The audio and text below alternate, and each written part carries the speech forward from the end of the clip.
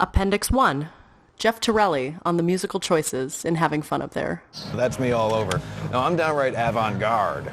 The following was written by Geoff Tarulli as an explanation to the cast and crew of what the musical backgrounds of the characters in the film would be. It all must start off with the Ramones. Please Kill Me is probably the best book ever written about the American punk scene in the 70s. The book draws some real lines between the very arty side of the scene, see the Velvet Underground, and the other side, which many New York artists saw as populated by total cretins. The Ramones and another favorite band of mine, the Dictators, a band fronted by once actual amateur wrestler Handsome Dick Manitoba.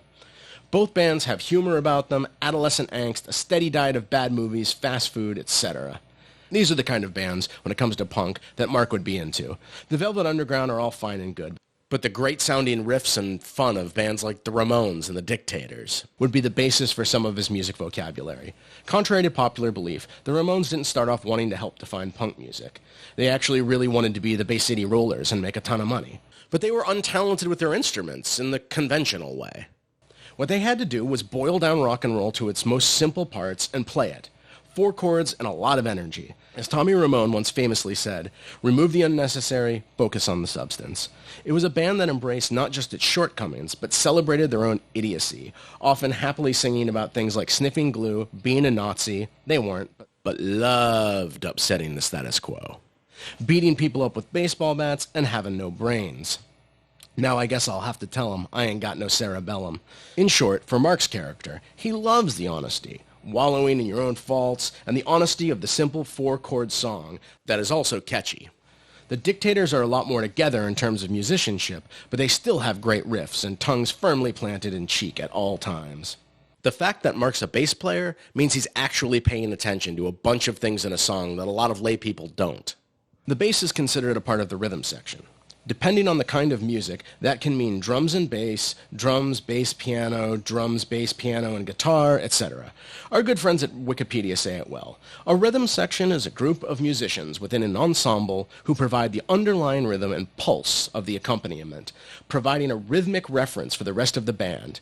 Many of the rhythm section instruments, such as keyboards and guitars, play the chord progression upon which the song is based. This is a pretty valued thing in both blues and jazz, but for a lot of people ended up being the role for the idiots in the rock band, where the drums and bass are largely considered the rhythm section. If we wanted to cleave the modern rock band into 2 stereotypes, you have the drummer and the bassist, who are largely thought to be the drooling subnormals and drunks, while the singers and the guitarists are largely thought to be the egomaniacs who write the songs. Again, total stereotypes. A player like Mark is good because he doesn't do the typical modern-day rock and roll bassist thing of just following the guitarist's chord progression and following the drummer for the beat.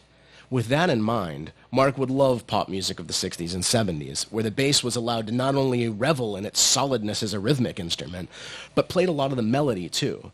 In I Want You Back by the Jackson 5, listen for the bass. It's crushingly awesome in the rhythm category, but it is also a lot more melody-driven than the guitar.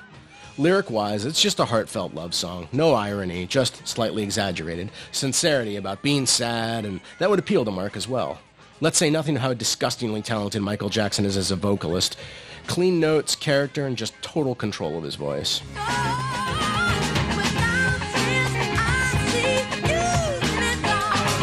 So while we're on the subject of pop music, let's talk about the Beach Boys. Snow Day, the final song in the film, has a very Beach Boys opening.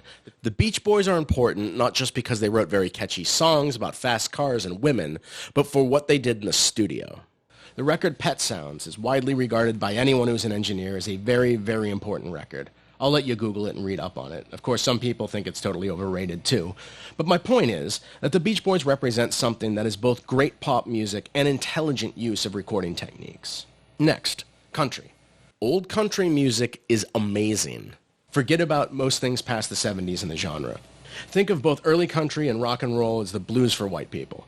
Country themes are very similar to blues. Heartbreak, poverty, contempt for authority, and a bit of fatalism thrown in. So we have themes here that Mark would dig, but there's also something great about the sounds.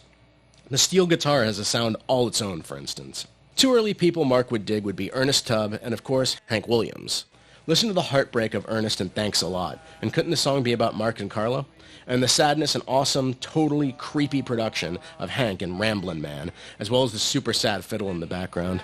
Little lamb, from the mountains to the sea.